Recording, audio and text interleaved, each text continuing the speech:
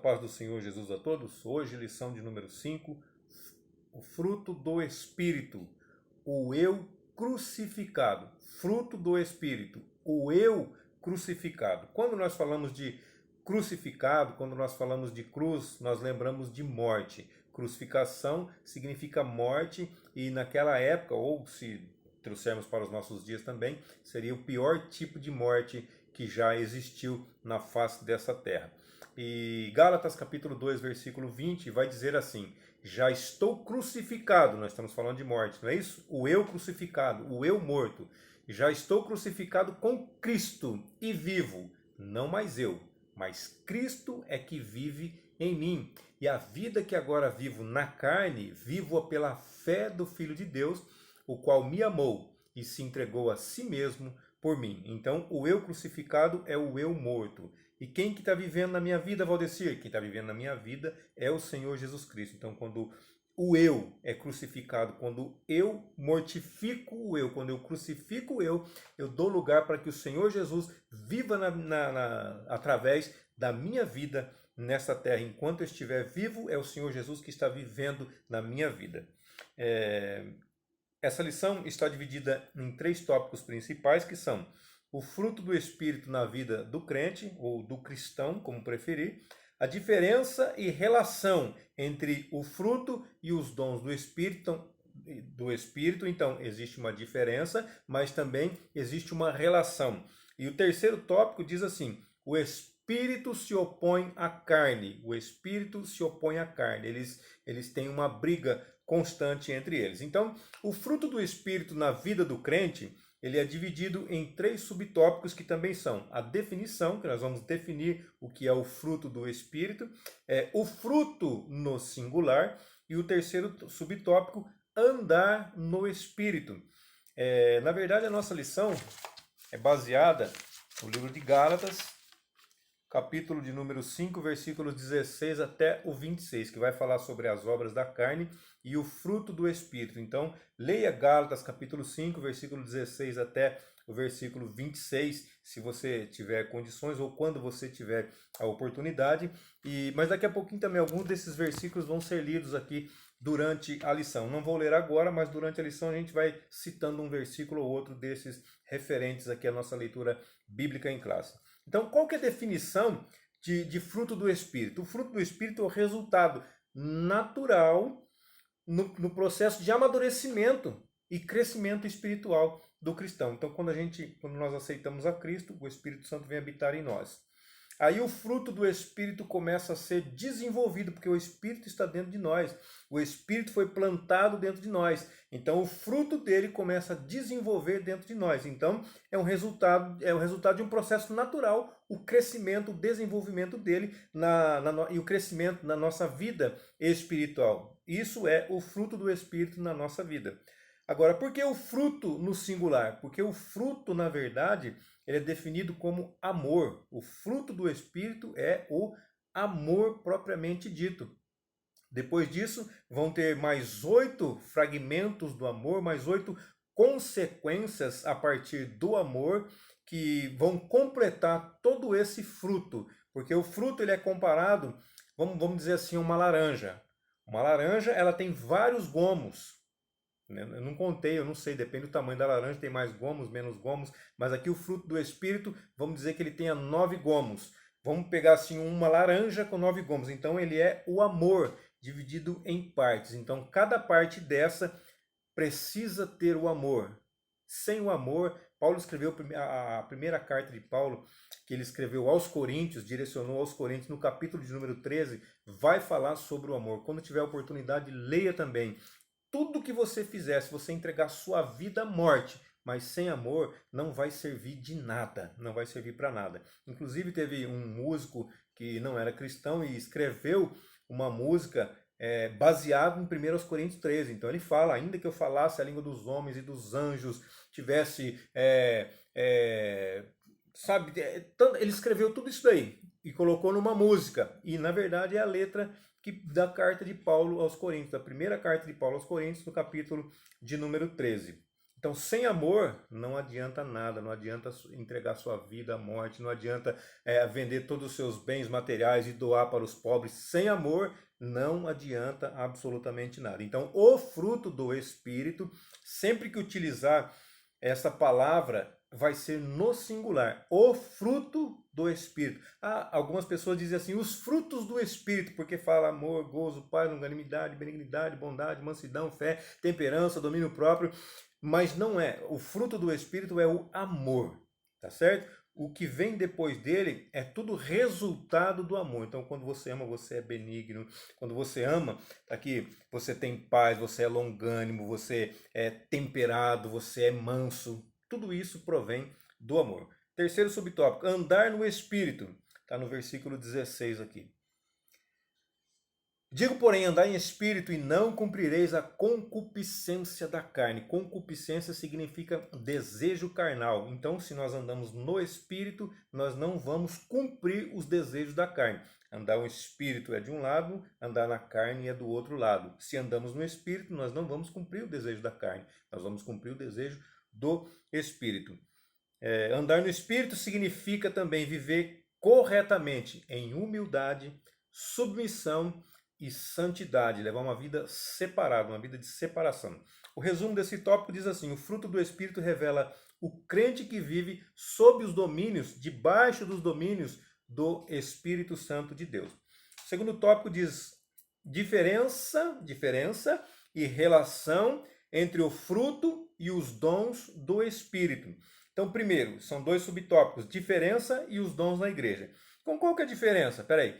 Então, existe quando nós aceitamos a Cristo, o Espírito Santo vem habitar dentro de nós. Já foi explicado em outras lições, mas não tem problema. A gente vai falando quantas vezes forem necessário, até que possamos gravar isso não somente na nossa mente, mas dentro do nosso coração, para não esquecer jamais. Desculpa, então nós recebemos o Espírito Santo quando aceitamos a Cristo como nosso único e suficiente Salvador. Depois nós buscamos o batismo no Espírito Santo, que é uma outra coisa, que é diferente. Depois também nós buscamos dons espirituais, que também é diferente. Foram falados em lições anteriores, tá? Eu estou falando na sequência, não estou dizendo a sequência que nós devemos buscar, mas estou dizendo na sequência que as lições foram dispostas e nós falamos, tá bom? Então, vídeos anteriores vocês vão ver. Batismo no Espírito Santo, nós vamos ver dons espirituais em vídeos anteriores, tá bom? E o fruto do Espírito que está sendo tratado nesta lição. Então, são três coisas distintas, além de receber o Espírito Santo quando aceitamos a Cristo. Tem o batismo, tem os dons e tem o fruto. E depois ainda, se você for ver no discipulado, vai ter uma vida cheia do Espírito Santo. Então são coisas distintas, então são coisas diferentes. Porém, é o mesmo Espírito, é a mesma fonte. Procede tudo do mesmo lugar. Quem que é a fonte, Valdecir? É o próprio Espírito Santo de Deus. Então existem diferenças, mas a fonte é a mesma. Os dons na igreja. Os dons na igreja, a lição fez uma comparação muito bacana, que os dons são como o andaime de uma construção. Pode dizer, mas como é que funciona isso? Então, quando há uma construção, principalmente um edifício, um lugar alto, os andaimes vão sendo colocados na lateral para que a construção continue a crescer, continue a desenvolver. A comparação foi muito bem feita, porque nós estamos em construção. Nós somos o templo de Deus. Valdecir, onde é que está isso? Então, peraí, vamos ler um versículo aqui. Então, 1 aos Coríntios, capítulo 3, versículo 9, que diz assim: porque nós somos cooperadores de Deus. Vós sois lavoura de Deus e edifício de Deus. Então, nós somos edifício de Deus. Nós estamos em construção. E os dons espirituais são os andaimes que estão na nossa lateral, nos ajudando a crescer, nos ajudando a desenvolver. Tem mais outro, Efésios capítulo 2, versículo 19 até o 22. 19 diz assim: assim que já não sois estrangeiros nem forasteiros, mas concidadãos dos santos e da família de Deus, edificados sobre o fundamento dos apóstolos e dos profetas, de que Jesus Cristo é a principal pedra de esquina. Então, os apóstolos e os profetas lançaram a pedra fundamental, que é o próprio Jesus Cristo. Ele é a base, ele é o alicerce que os apóstolos e os profetas, ou que os profetas e os apóstolos começaram a construir, construíram o seu alicerce, e nós estamos edificados, nós estamos sendo construídos em cima desse alicerce que é o Senhor Jesus, que os apóstolos lançaram e que os profetas lançaram. E Jesus Cristo é a principal pedra de esquina, versículo 21, no qual todo o edifício, quem é o edifício? É você, sou eu, no qual todo o edifício bem ajustado cresce para templo santo no Senhor. Nós vamos nos desenvolvendo como templo santo. Santo significa separado. 22, no qual também vós juntamente sois edificados para a morada de Deus em espírito. Então, o andaime, que são os dons, vão nos ajudando a dar um crescimento. O edifício vai crescendo e os dons vão ajudando. Vai chegar um momento, vai chegar um momento, a pessoa pode me perguntar, mas esse andaime, ele vai até no céu conosco? Não, porque quando a edificação termina, os andaimes são retirados da obra. Então vai chegar um momento que nós vamos estar, a nossa construção vai ter chegado ao fim, o arrebatamento da igreja vai ter acontecido, nós vamos estar habitando com o Senhor no céu por toda a eternidade. O que vai acontecer? Não vai ser mais necessário o andaime. É lógico, vai ter uma coisa que ainda vai ser necessária. Você sabe qual que é? Eu vou te falar agora, 1 Coríntios capítulo 13, versículo 13. Agora, pois, permanecem a fé, a esperança e o amor. Estes três, mas o maior destes é o amor. Meu irmão, a fé, quando a nossa edificação, quando a nossa construção chegar ao fim, a fé vai acabar. Valdecir, a fé vai acabar? Vai acabar. Porque o que é a fé? Hebreus vai definir o que é a fé. É o firme fundamento das coisas que se esperam e a fé naquilo que nós não vemos. Peraí, nós não vemos Jesus hoje, mas acreditamos nele. Isso é fé. Nós acreditamos que ele é um Deus vivo, que ele é o Todo-Poderoso. Isso é fé. Mas vai chegar um momento que nós vamos encontrar com ele, vamos vê-lo face a face. Não precisaremos mais de fé. Eu estou com essa caneta aqui, ó. Você não está vendo, mas você acredita que ela está aqui porque você viu colocando aqui. Mas se ela não estivesse e eu falasse para você, você teria que acreditar pela fé. Mas quando você pega na mão, quando você vê, quando você chega perto, realmente, eu não preciso de fé, porque aqui é uma coisa natural, eu estou vendo. Então, quando eu ver Jesus face a face, a fé vai acabar, não vai ter mais. A esperança, qual que é a nossa esperança? A nossa esperança é Cristo, a nossa esperança é ser salvo, a nossa esperança é chegar no céu. Depois que nós chegamos no céu, não precisa mais de esperança, não temos que esperar mais nada. A nossa esperança já se cumpriu na pessoa do Senhor Jesus Cristo. Nós já vamos habitar com Ele, já vamos estar com Ele, não vai ter mais esperança. Mas e o amor? O amor vai permanecer para sempre, porque é através do amor que o próprio Deus enviou o seu Filho, porque Deus amou o mundo de tal maneira que enviou o seu Filho unigênito para que morresse pelo meu pecado, pelo seu pecado, para que nós pudéssemos ser salvos. Leia João 3,16, você vai saber do que eu estou falando. Que mais aqui? Então o amor vai permanecer. Então o amor lá no céu, nós vamos nos amar, assim como nós temos que nos amar aqui, assim como nós temos que amar a Deus sobre todas as coisas, assim como nós devemos amar o nosso semelhante como a nós mesmos, o amor ele não vai acabar. A fé, a esperança vai acabar. Por enquanto elas permanecem, mas vão acabar. Mas o maior é o amor, porque o amor não vai acabar. Lá no céu ele vai continuar. Nós vamos continuar nos amando uns aos outros e amando a Deus também da mesma forma. O resumo desse tópico diz assim: os dons espirituais e o fruto do Espírito têm sua origem numa mesma fonte, o Espírito Santo. E ambos glorificam a Cristo. Uma coisa que eu deixei de falar também aqui é o seguinte, que a diferença, nós estamos falando da diferença em relação entre frutos e dons, e eu ainda acrescentei o batismo no Espírito Santo. Então, o batismo no Espírito Santo, ele é um revestimento de poder e serve para nós testemunharmos de Cristo, para nós falarmos do amor dele para as demais pessoas. Os dons espirituais, eles são sinais visíveis para aqueles que não são convertidos, para aqueles que ainda não aceitaram a Cristo. E o fruto do Espírito nada mais é que o caráter de Cristo produzido em nós. São distintos, mas todos procedem da mesma fonte, que é o Espírito Santo de Deus. Terceiro tópico, o Espírito se opõe à carne, o espírito se opõe à carne, eles entram em guerra. Este tópico está dividido em 3 subtópicos, que são o legalismo, a carne e o espírito, os vícios. Então, o legalismo é viver de acordo com a lei. Legalismo, viver de acordo com a lei. Legalismo vem de lei. Ou seja, depende da carne. E a carne, nós sabemos que ela é egocêntrica, ela é competitiva. Na igreja de Gálatas, quando Paulo escreveu a carta, eles eram dessa maneira, eles eram egocêntricos, por quê? Porque estavam andando na carne e não no espírito. Então, gerava uma competição espiritual. Pensa bem, a pessoa andando na carne, mas competindo espiritualmente, então a competição espiritual significa carnalidade. Então, quando a pessoa acha, ou ela se demonstra, ela quer dizer que ela é mais espiritual que os demais, é porque ela é carnal. Porque aquele que é espiritual, ele é espiritual para si mesmo, ele não é espiritual para se mostrar para os outros.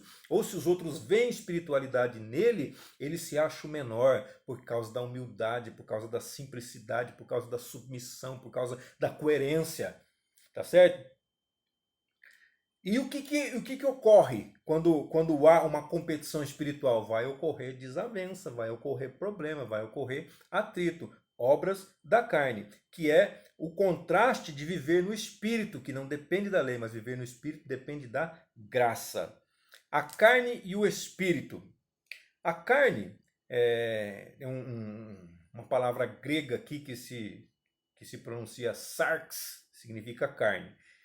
E carne, ela tem várias traduções, então vai depender do contexto. Assim como o espírito significa pneuma, o P mudo, pneuma, de pneu, de ar, de sopro, assim como pneuma, que significa espírito, também ele é traduzido de várias formas, a mesma palavra traduzida de várias formas. Sarx e pneuma é traduzido de várias formas. Pode ser, como que eu vou saber a forma correta de interpretar?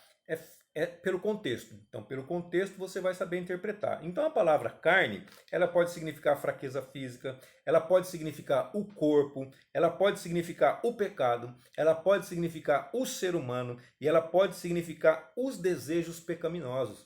E o espírito, aqui, pneuma. Pneuma pode significar o Espírito Santo, pneuma pode significar o espírito humano, pneuma pode significar os anjos e pneuma pode significar os espíritos imundos, que são os demônios, que são os anjos caídos. Então, como eu já falei, para você interpretar, você vai ver pelo contexto. Não, pelo contexto você vai saber se está falando do Espírito Santo, pelo contexto você vai saber se está falando dos anjos, se está falando do espírito do homem, ou se está falando dos espíritos imundos, que são os demônios. Terceiro subtópico, os vícios. Foi separado uma lista aqui, se você ver em Gálatas 3:19, vai falar assim: porque as obras da carne são manifestas, elas aparecem, elas são mostradas, as quais são prostituição, impureza, lascívia, versículo 20, idolatria, feitiçaria, inimizades, porfias, emulações, iras, pelejas, dissensões, heresias, versículo 21, invejas, homicídios, bebedices, glutonarias e coisas semelhantes a essas, e coisas parecidas com essas. Então, Paulo, quando ele escreveu, ele não fez assim uma lista exaustiva, todos os pecados estão englobados aqui, todas as obras da carne são essas. Não, não é uma lista exaustiva, não é uma lista completa, mas sim uma lista, e ele colocou aqui como 17º item, porque na verdade a lição está dizendo 15, mas são 16, e o 17º item, o que ele colocou aqui? Coisas semelhantes, coisas parecidas. Ou seja, eu não preciso falar item por item para você saber o que é errado, o que é certo, o que é obra da carne, o que é fruto do Espírito. Você vai saber quando é uma coisa parecida com aquilo que está descrito aqui. Fala, opa, isso aí é obra da carne, isso aí não é coisa de Deus, não é fruto do Espírito, isso é obra da carne. Então só existe dois lados, ou é obra da carne, ou é fruto do Espírito. Ah, existe uma terceira opção? Não, ou é obra da carne, ou é fruto do Espírito. Assim como Jesus disse assim, só tem dois caminhos. Um que leva para o céu e outro que leva para o inferno. Só tem duas portas, uma que é larga, que conduz à perdição, e outra que é estreita, que conduz à salvação, que conduz à vida. Existe uma terceira porta? Você pode até pensar que as pessoas vão criando caminhos, vão criando meios, vão criando religiões, vão criando coisas para poder chegar a Deus. Mas, infelizmente, o único caminho que tem é Jesus. João 14,6 vai dizer assim, Jesus disse assim, eu sou o caminho. Olha o artigo, ele não é um caminho, mas ele é o caminho, ele é o único caminho. E a verdade, ele não é uma verdade, ele é a verdade, a única verdade. E a vida, ou seja, a única vida, a única pessoa. Aí ele completa dizendo assim ainda: ninguém vem ao Pai a não ser por mim. Ou seja, se você não entendeu que ele é o caminho, que ele é a verdade, que ele é a vida, aí ele completa para que você possa entender. Ninguém vem ao Pai a não ser através de mim. Somente através de Jesus nós conseguimos chegar ao Pai. Ah, mas através do santo fulano, do São Bertano, do Buda, de Maomé, seja lá quem for, não importa. Pode ser até a mãe de Jesus. Através de Maria eu vou chegar no céu. Não vai, meu irmão. É somente através de Jesus. Por que você está dizendo isso, Odeci? Porque é o que a Bíblia nos ensina. A Bíblia fala muito bem de Maria, da mãe de Jesus, que era uma santa mulher de Deus, que foi escolhida para poder receber o Salvador do mundo. Mas quando chegou no momento de dificuldade, ela falou assim, ó, ela foi atrás de Jesus, porque ela não podia resolver. Mas ela foi atrás de Jesus e depois ela disse assim: façam tudo que ele vos mandar, façam tudo que ele vos disser. Por quê? Porque ele é que é o Todo-Poderoso, ele é que é o Filho de Deus, ele é que é Deus, é ele, não sou eu. Glória a Deus por isso. Então a lista foi separada em 3 classificações. Essa lista que nós lemos aqui das obras da carne foi classificada em três grupos, que são: primeiro grupo do sexo ilícito. Segundo grupo, de pecados de ordem religiosa. Terceiro grupo, pecados de ordem social, os quais estão englobados sexo ilícito, prostituição, impureza e lascívia. Ordem religiosa, idolatria e feitiçaria. Eu colocaria heresia nessa lista também, mas pelo que o autor fez aqui, ele colocou como ordem social: inimizade, porfia, emulação, ira, peleja, dissensões, heresias, inveja, homicídios, bebedices, glutonarias e coisas semelhantes ou parecidas a essas. Para nossa conclusão aqui, a mente que é carnal, ela tem um comportamento carnal e o resultado da carnalidade é morte. Agora, a mente que é espiritual, ela tem um comportamento espiritual e conduz à vida. Cabe a cada um de nós, a mim e a você, eu e você, fazer uma autoanálise, eu me analisar e você se analisar. Eu não vou te analisar e você não vai me analisar. Cada um vai fazer uma autoanálise, uma análise de si mesmo, para ver, para saber se nós somos carnais ou se nós somos espirituais. E essa luta que há do espírito contra a carne dentro de nós é constante, é o tempo todo. Por quê? Para que nós não façamos o que nós queremos, porque a carne cobiça contra o espírito, a carne cobiça contra o espírito e o espírito contra a carne, e estes opõem-se um ao outro, para que não façais o que quereis. O espírito puxa para as coisas de Deus, das coisas do céu, e a carne puxa para as coisas da terra, para os desejos do homem, do eu. Mas se o eu for crucificado, como diz aqui no texto, se o eu for morto, então nós vivemos. Aliás, Cristo é quem vai viver através de nós nessa terra. Glória a Deus por isso. Deus abençoe sua vida, sua família, seu ministério, e até a nossa próxima aula, se assim Deus nos permitir.